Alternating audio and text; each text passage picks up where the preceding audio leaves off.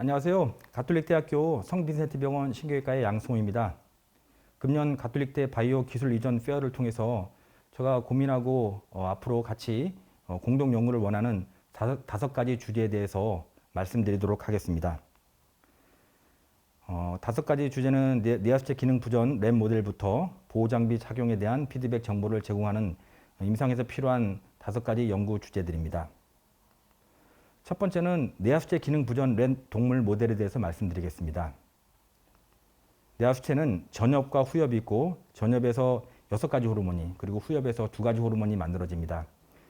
외상이나 종양, 방사선 치료, 원인 미상으로 뇌하수체 기능 부전에 빠지게 되면 평생 약을 드셔야 되는데 그 약이 제대로 들어가지 않으면 환자의 삶의 질이 급격히 떨어지거나 심지어 사망에 이르는 경우도 있습니다. 여러 가지 호르몬 중에 최근에는 성장 호르몬 시장이 굉장히 이제 커지고 있습니다.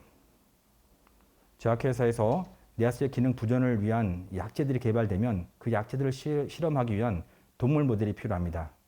현재 국내에서 뇌하수체 적출 모델은 100% 일본에서 지금 수입을 하고 있는데 그 수입되는 내용들을 보면 쥐의 주령이나 체중에 대한 정보들은 나와 있지만 그 쥐의 호르몬 상태에 대한 정보들은 제공되지 않습니다.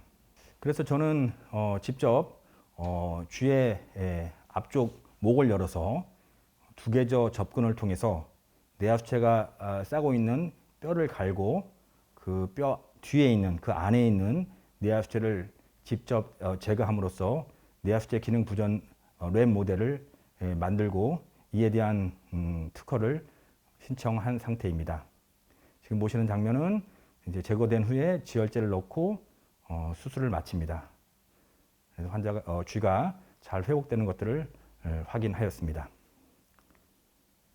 제가 하는 방법은 파라파링지알 어프로치를 통해서 목을 통해서 뇌하수체를 제거하고 있고 뇌하수체가 제거가 된 다음에 호르몬 상태나 체중의 변화가 어떻게 되는 것들을 정리를 해서 최근 2편의 논문을 출간하였습니다. 그래서 이런 기술을 통해서 하이포피섹토마이스 렛이 현재 전량 수입되고 있는 현실을 좀 극복해서 국내에서도 이런 램 모델이 만들 수 있다는 것들을 소개하고자 합니다. 두 번째는 신경감시 장치에 대한 내용입니다. 환자가 전신 마취가 되면 환자의 운동계나 감각계를 직접 확인할 수 없기 때문에 전신 마취 상태에서 머리나 팔, 다리에서 자극을 통해서 신경계의 신호 전달을 이렇게 그래프를 통해서 환자 상태를 이제 파악할 수 있습니다.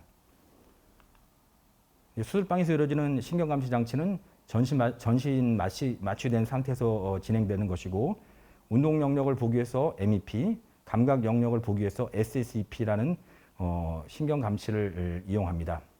그래서 운동 영역에서 자극을 줘서 팔다리에서 근둔들을 측정하는 것 또는 팔다리에서 자극을 주고 감각 영역에서 그 시그널을 받아서 운동계나 감각계의 신경 신호 전달 체계를 확인함으로써 신경감시 장치를 시행할 수 있습니다. 예를 들면 이렇게 수술이 잘 끝난 환자가 갑자기 밤에 마비가 생겨서 응급수술하는 경우들이 있습니다. 그래서 제가 임상에서 느끼는 이제 필요성은 수술을 마치고 그 위에 어떻게 신경감시를 할 수 있느냐 이게 굉장히 중요한 이슈가 되고 있는데 수술방을 벗어나서 지속적으로 수술방에서 했던 방법들을 이어서 지속할 수 있다면 수술 후에 또는 연세가 많으신 분들이 집에서 갑자기 뇌졸중이나 뇌출이 생겨서 생기는 신경학적인 결손을 빨리 객관적으로 디텍션 할 수 있을 거라고 기대하고 있습니다.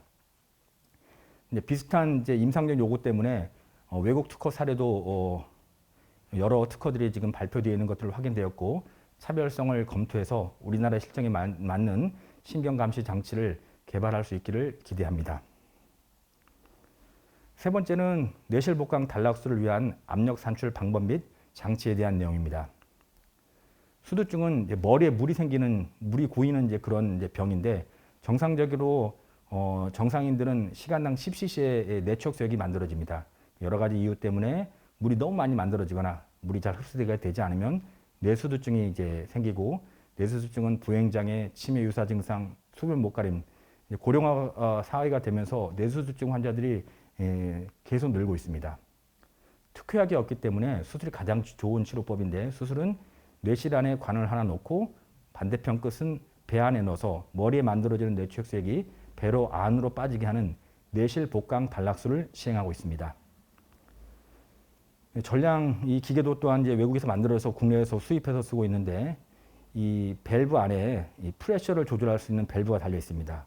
즉 압력을 높여서 댐을 높이면 물이 덜 넘어가고 댐 높이를 낮추면 프레셔를 낮추면 이제 물이 이제 더 넘어가서 뇌수증을 환자 상태에 따라서 조절할 수 있는데 요 프레셔가 얼마 있는지는 엑스레이를 찍어서 요 틈이 얼만큼 움직였는지를 확인해서 압력을 우리가 계산을 해야 됩니다.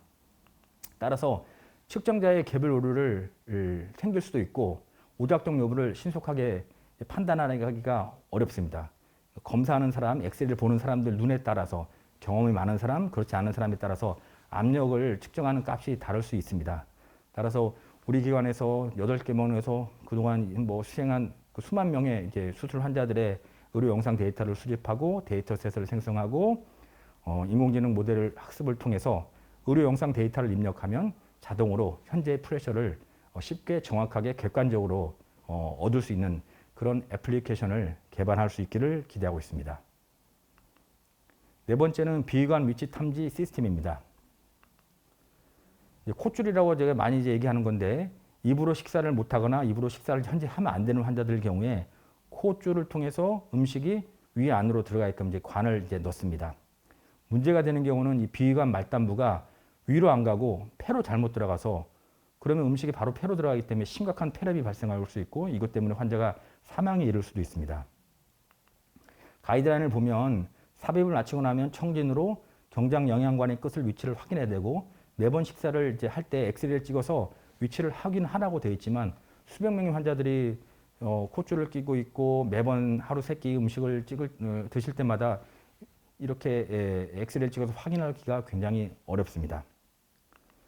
그래서 저는 요 끝에 어떤 장치를 통해서 비침습적으로 콧줄의 끝이 위 안에 잘 들어갈 수 있는 것을 확인할 수 있기를 이제 기대하고 있는데 비슷한 이제 임상적 요구 때문에 외국에서도 비슷한 시스템들에 대한 특허들이 이제 발표되어 있습니다.